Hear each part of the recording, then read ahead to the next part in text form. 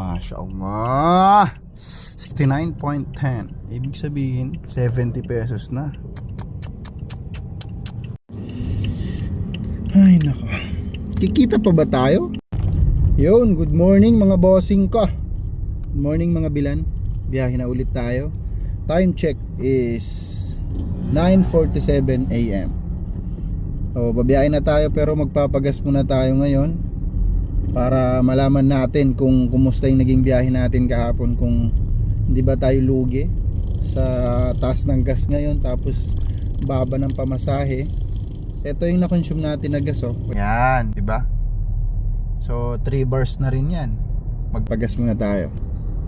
Petron. Uy, ang dami nakapila. Magkano na ba? Mashallah, 69.10. Ibig sabihin 70 pesos na. Ay nako, kikita pa ba tayo? Ganito na kamahal yung gas. Sige, di bali, at least may panghulog sa sasakyan eh, no? Para kanino ka bumabiyahe?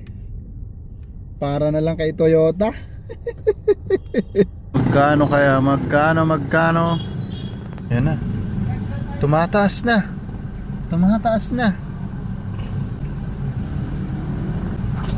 Atik na po. Sagad mo, boss. 943. So, ilang liters kaya to? 1. Okay na po. Okay. So ayun, ang gas natin is 1,100 na. 1,095 eh. Pero kung dati nasa ano to eh. Kung dating 54, nasa 800 plus lang. Grabe tinaas ng gas ngayon. Pero alhamdulillah, kumita pa rin naman tayo, pero still alhamdulillah. Grabe tinaas ng gas talaga ngayon.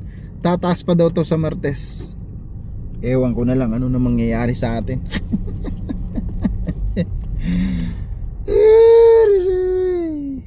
Pero alin, full tank ulit tayo.